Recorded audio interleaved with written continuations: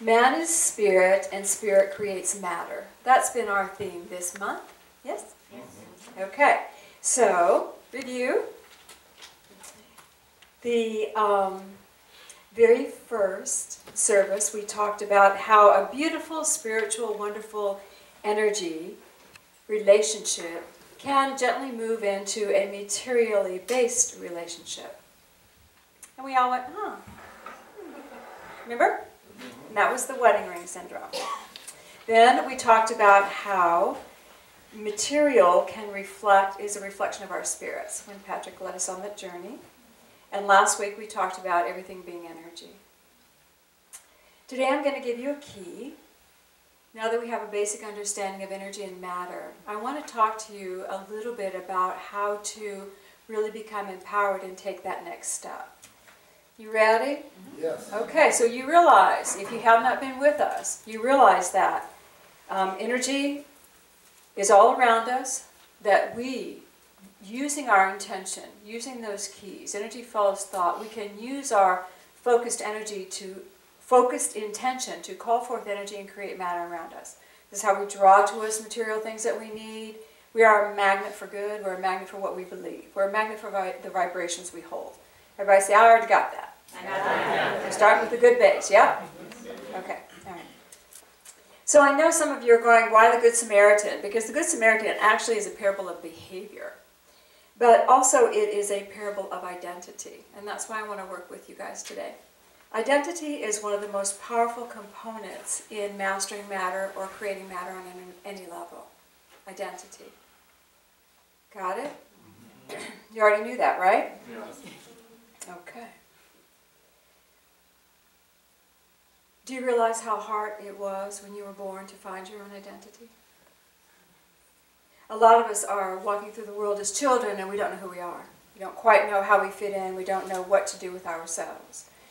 But the idea of identity actually forms when we're very young. The first component is, who am I? Am I a boy or a girl? Do you realize that if you are either sex, there are expectations that are placed upon you? And there are natural inclinations within you. And it begins to define a little bit about how you're going to express in the world. The next thing that children go through is supply. How is the supply in my world? Are we rich? Are we poor? Are we middle class? Do you realize that defines your identity when you're little? My brother always said we were poor and didn't know it.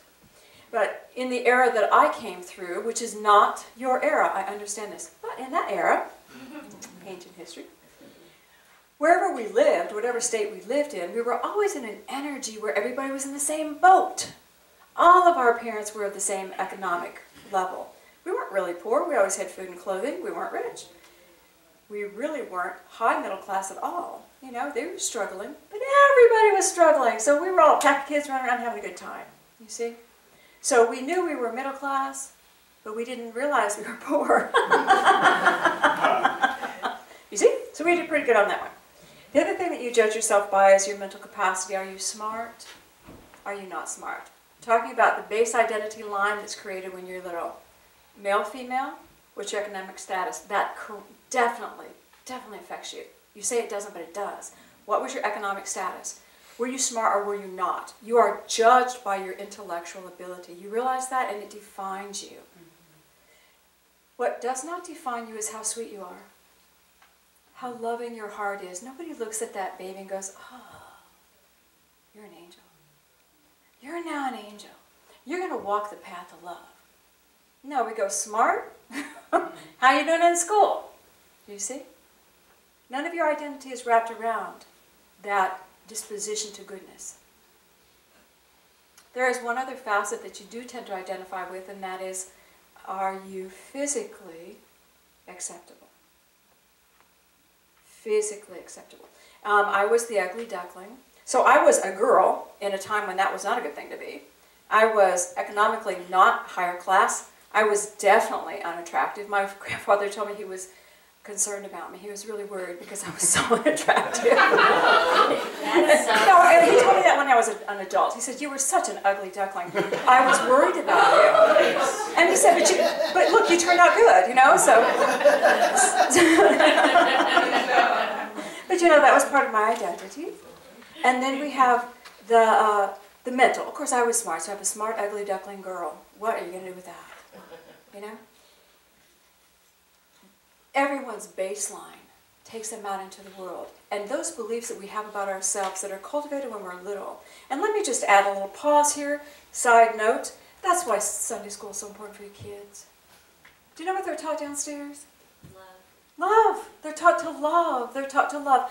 Rachel had an article in our newsletter. Her daughter came to her. Her daughter, Kira's 10. She came to her months ago and said, "Mom, what's sin?"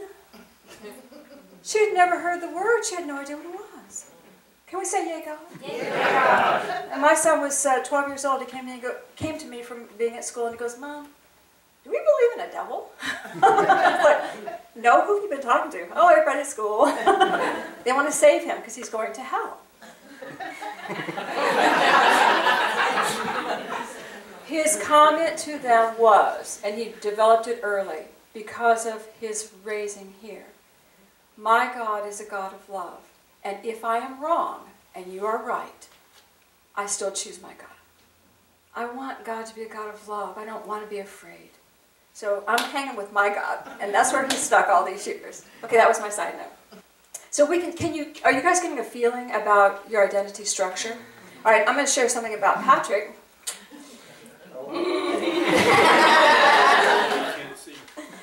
Patrick was one of 8 children. In the 50s, 8 children. They had less than I had coming up, much less than I had. And he was raised with the idea of it's just enough. You have just enough to get by. You get just enough. Just enough to eat, no more, no more, just enough. And that was part of his whole identity. Factoring in, he's a male, he was smart, you know, good looking. He's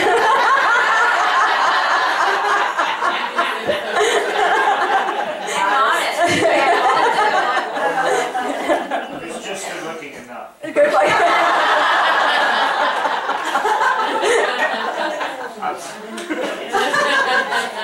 But when we hold him as the example of identity, do you know how long it took him to stop living for just enough? When I met him, he was still in just enough.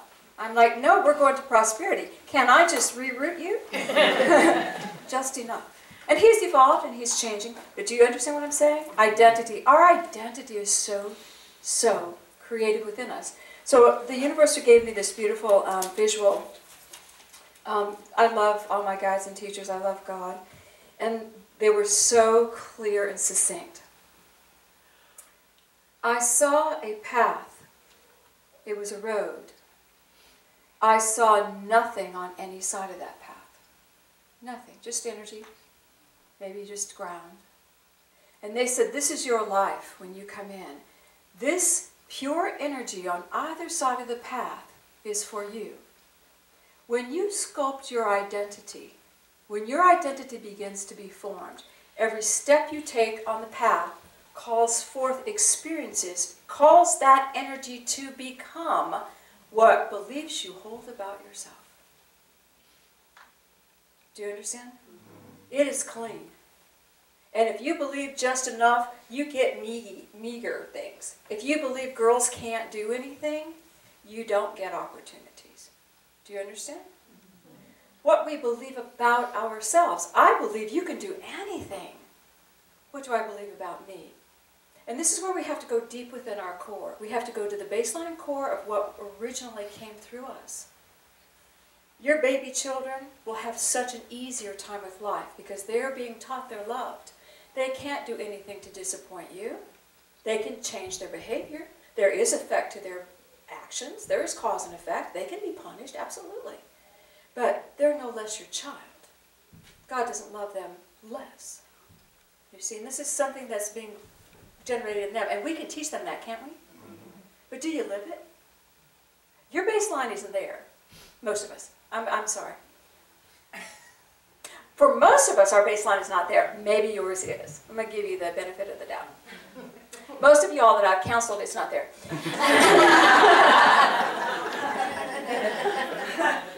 So, when we think about our identity, I wanted to explore a little bit about how we can begin to shift and change that. So I wanted to talk with you about the parable of the Good Samaritan. Very familiar, most of you know it, right? All right, so I'll just go over the Aramaic version, the version in the New Testament.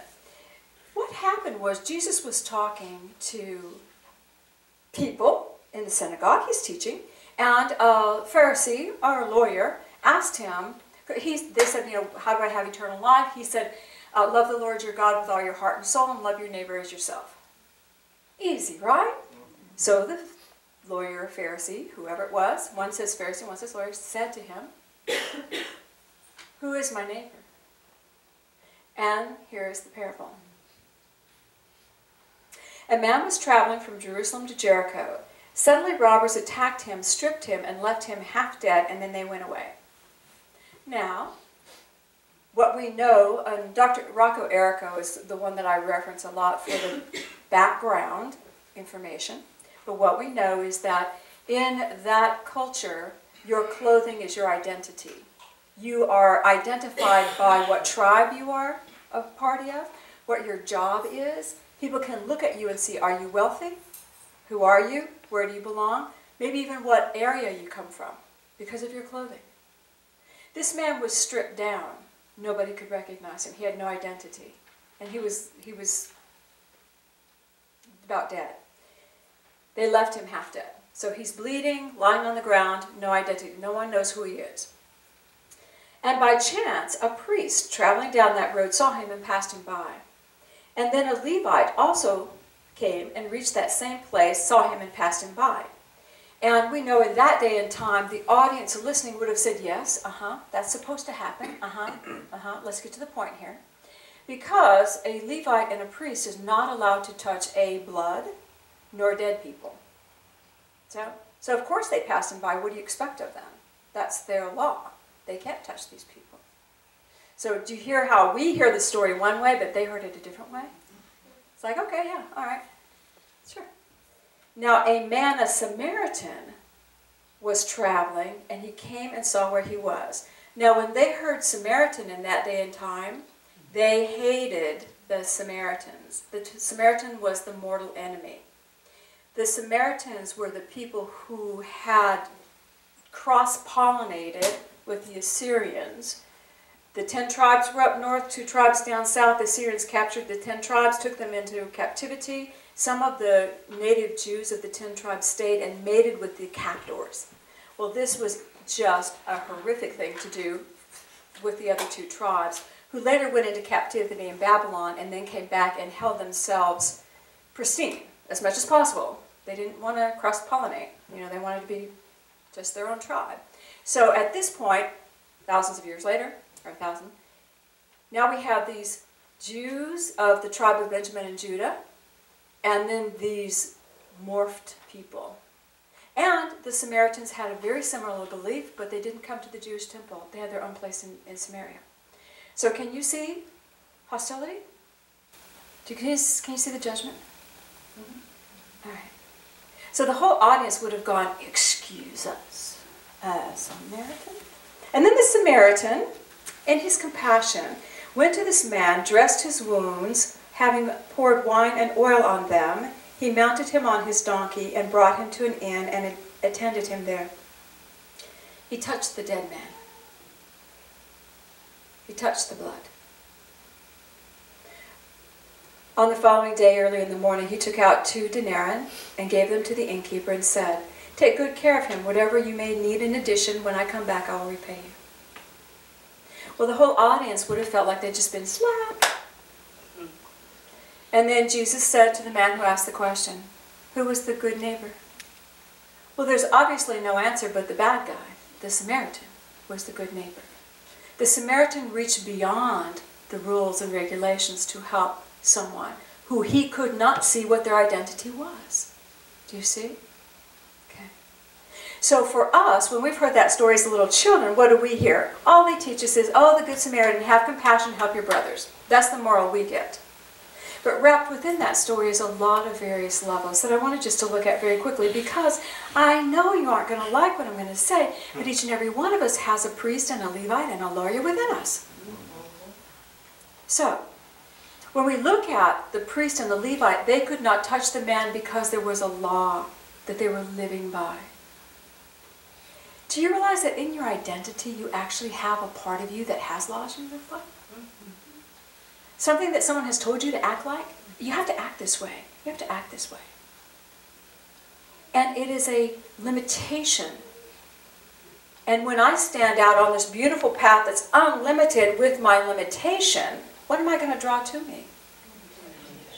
Things that support that. All my don'ts are going to come to me. All my don'ts are going to come to me.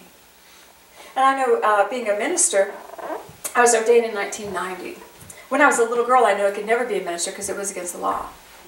And it was. There were no female ministers. So I didn't know what I was going to do for a living. That's all I loved. That's all I knew. All I wanted. Since 1990, behavior modification has been attempted to be put on me by others because I am a minister. You aren't supposed to goof off. Oh, I'm such a goof off. You aren't supposed to be intimate with people. I mean, talking intimately with them, chatting them up. Because you're a minister, you need to keep your boundaries. You are not supposed to say interesting words that are off color. And I try not to do that because that's really not my consciousness. But there are times. My childhood just comes through. You can see mine, can you not? Because of what I do, I have things being placed upon me. There are things that you have chosen because of what you thought you needed to be that you place upon yourself. Y'all hearing me? Mm-hmm. Identities that have limitations in form. Identities that have shoulds and limitations in form. Every one of us has a priest in us. I cannot touch you because you are not a part of my belief system. Even though you're laying there dying on my path, on the path in front of me, which should tell me something, I still refuse to have anything to do with you because you do not resonate with a preconceived idea of who I am. Is anybody firing out there? Yeah. Any realizations going on? Okay. The other was the lawyer in the Aquarian. It says that a lawyer actually went by and the lawyer looked at the man and said, he didn't have any money. He is not going to be worth my time. And off he went. And we have lawyers within us too.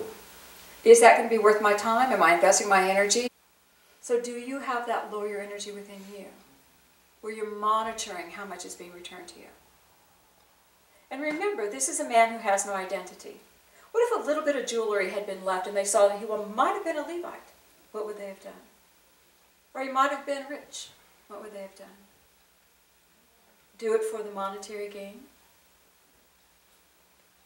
All right. And that beautiful Samaritan, what kind of consciousness did he have? When you look at what the Samaritan did, what would you say his identity was wired toward? The Samaritan. Love, but a healer. The first thing he did was he healed the guy. Takes him down, puts the oil and the wine on his wounds, picks him up, puts him on the donkey, takes him to the inn, gives him a place to stay, pays for him to stay there. This is the consciousness of someone who understands how to use their healing energy for others. He has a heart identity. Who do you think has the greatest prosperity consciousness of everyone? Samaritan. Why? Because he knew how to walk the path and manifest from the ethers what he needed. He trusted. Here's all the money I have. I know you're going to need more money. When I come back, I'll pay you for this man what else he's charged, what else you invest in him. There's no limit. I don't have a limit. We're going to help this guy. We don't know his identity. We have no idea. I'm not doing it for the acclaim or for a reward. I'm doing it because a human being is in front of my path. And I've identified myself with the heart of a healer. As we transition into identifying ourselves as children of God, and which is what we're working on, right? I'm a child of God. In that child of God comes all the essence of unlimited consciousness, doesn't it? And it vibrates in love. I'm a child of God and I am in love. When we stand on our path, we could look at each day as us taking a step on that beautiful path. We could look at each day and say, a child of God steps forward. I begin to identify myself as a child of God. I am love. Energy comes to me in love. I am love. I'm creative. Energy comes to me to support my creations. I am all these beautiful, unlimited thoughts. But it takes conscious focus. Are you guys seeing areas where you could refine? Okay. All right. It's a beautiful key that allows you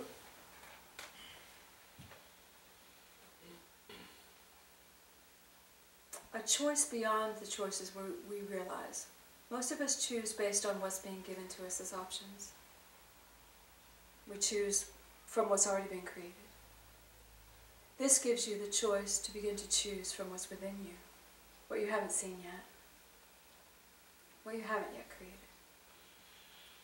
I'm a child of God, and I stand on this beautiful path where the ethers will move to respond to who I am. I can say I'm going to manifest a lot of money, but if my core identity is still just enough, I will manifest a lot of money and give everything away and keep just enough.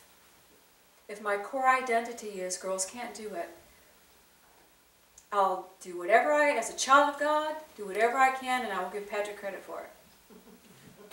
We are trying to counterbalance this identity. And that's why sometimes it does take so much work. Going deep to the root chakra, your root chakra, who I am. I'm taking it myself out into the world. That's where my identity base begins. My physicality, who am I? Who am I? Taking that out into the world. Maybe we could rebirth ourselves. Maybe we could rebirth the energy. Our world certainly has changed for most of us. Hasn't the world changed since most of you were born, even you babies in the back? Yes. The world has changed. So we can rebirth ourselves into this world of more opportunity, where the limitations don't have to exist. All right.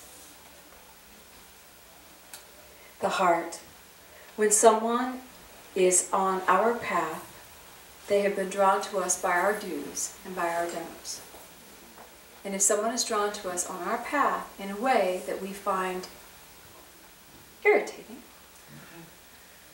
we go to the heart. Who am I? Who really am I? I am not the child of my parents. I'm a child of God. Who am I? In every situation, every day, we go to the core. Who am I? And we can redefine it. And then as we define ourselves as that loving being, then we look at this irritant on our path, and it melts. And it becomes an opportunity to cooperate, instead of to prove my do and my don't, my limitations of who I believe I am. All right, baseline, baseline. One sentence that just clears everything to pristine clarity. You are a child of God. Hold that in your identity. You are not what the world told you. You are unlimited, and you are not what the world defines you. In that, everything will be drawn to you to allow you to become. Isn't it so simple? It's so simple. 1 week, walk that. 1 week, walk that. In every meeting, in every situation, in traffic, walk that. And see if the seas don't part in front of you. When the identity of who you are becomes pristine. Child of God. Ready to try? All right, let's put our feet on the floor.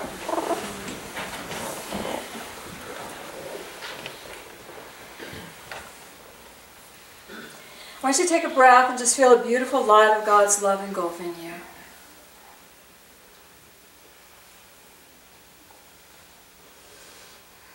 Father, Mother God, we ask that your love fill us.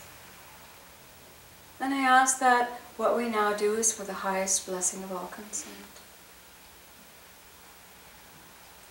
And I want you just to imagine that beautiful love of God. You can feel it. You may feel the presence of Jesus Christ by your side. And in your mind's eye, I want you to begin to visualize that path that I spoke of. Just a path, with nothing on either side. Pure energy. And it feels clear and clean. And I want you to take a few steps onto that path now, bringing your consciousness onto the path, and watch the energy on either side of you begin to shift. Can you see a reality beginning to be formed? Energy moving to respond to you, to who you are. And now breathe and just feel, I am a child of God. Love is all I am. Love is all I am. I am smart.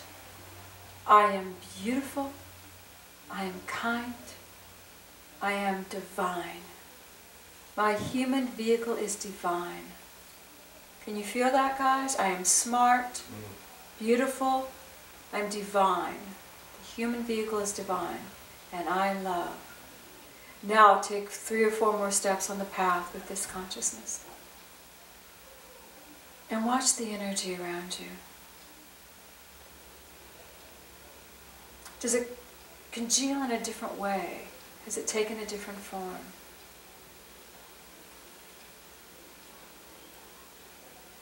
Just let it move. And now look at your feet on this path. And there will be one gift in front of you, perhaps very small. And just pick it up and look at it. Does everybody have a gift?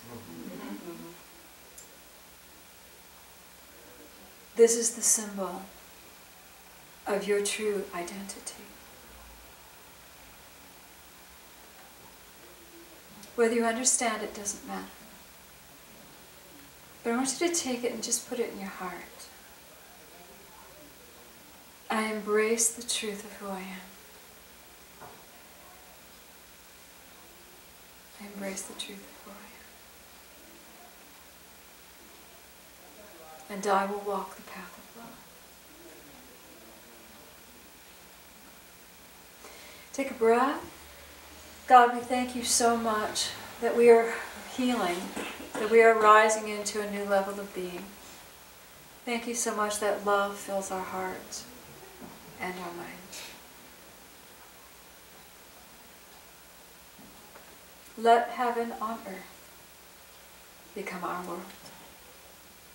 And so breathe. And you can gently open your eyes.